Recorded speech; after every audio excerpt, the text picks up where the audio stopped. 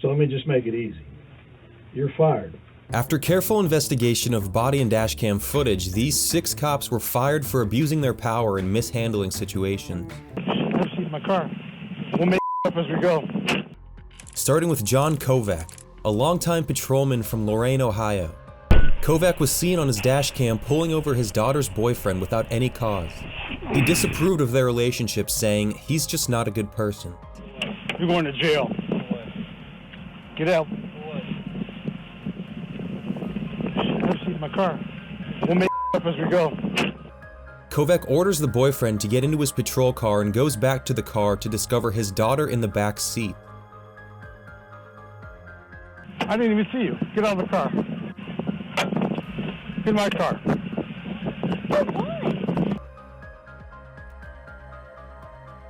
Goodbye. What? Goodbye. Kovac aggressively demands his daughter to get into his car.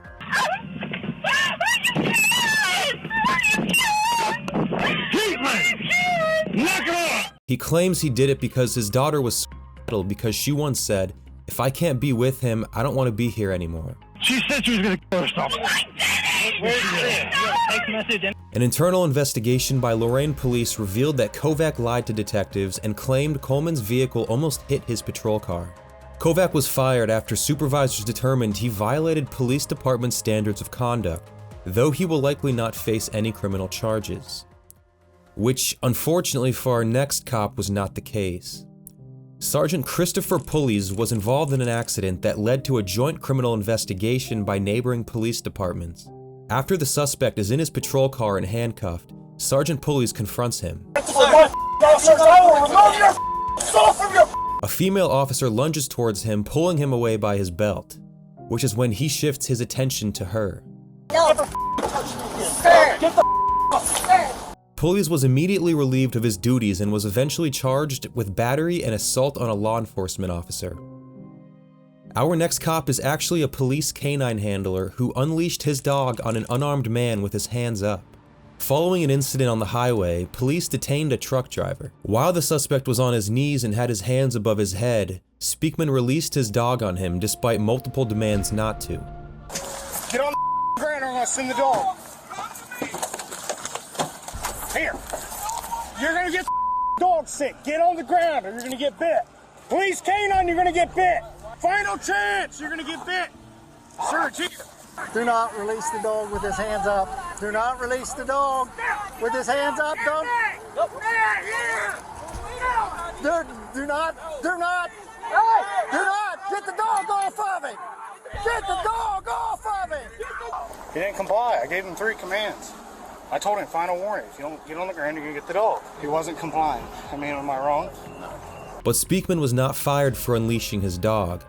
He was placed on paid leave and warned several times not to speak to anyone about what happened. After multiple media outlets began to cover the story, Speakman was then fired because he did not meet the standards and expectations we hold for our police officers. Which could also be said for Officer Gregory Damon, who dragged an uncooperative woman across the floor following an arrest. Yeah, that's what you're going to have to do. That's what you did at the porch. Damon arrived after receiving a call about a woman sleeping in front of a medical office and refusing to leave. Come on, walk to my car. Walk to my car. Why you saying that but pulling me? So go on and drag me, because that's what you're doing anyway. If you ain't walking, just walk to my car. How you going to tell me that but you pulling me as you said it didn't say it yet? She was arrested on a trespassing charge and taken to jail. Upon arrival, she refused to get out of the car. Get out the car. When the I got the right to get out the car when I had a right to get in the car. Miss Marshall, I'm gonna drag you out of this car. I already know. I don't want to drag you out, but I need you to come get out the car. So do what you did off the porch of the doctor's office. The woman urges Damon to drag her out of the car, to which Damon gets frustrated and does just that. By your Stand up. You want me back? You can't pick my big can. That's what the officer was jealous of. Stand up, come on. He couldn't pick my big up. He was jealous of my big. You want me in this position, don't you? I'm a farm boy. Took off you ain't hurting me at all. CPV, Central Park Projects, Tom. An investigation found that Officer Gregory Damon violated several department policies during the incident and was ultimately fired for his action. Central Park Projects, Tom. Next, we have a detention officer who was behind bars in the same jail that he worked for. Tyler Moody confessed to sneaking a phone to an inmate after it was found in the cell. Moody was confronted by Sheriff Jim Skinner. Moody, I understand that you've offered your resignation. Is that correct? Can I get fired? Have you offered your resignation or not? If I can keep my job, then no. Well, you can't keep your job, okay? So let me just make it easy. You're fired. Moody was not only fired, but under arrest and charged with a third-degree felony for bringing a prohibited item into a correctional facility. You're no longer an employee here. You understand? You've betrayed the trust of every citizen that we have the privilege to serve. And you've betrayed the trust of the brave and selfless men and women that you've worked alongside for nearly 3 years. So as of this moment, you're under arrest for bringing a prohibited item, a cell phone, into a correctional facility. First thing I want you to do is stand up and take that uniform shirt off. Although Moody deserved to be fired, Officer Phil Kiersnowski found himself in a very unfortunate position. Sam? No. Phil pulled over the senator's daughter because her window tint was too dark.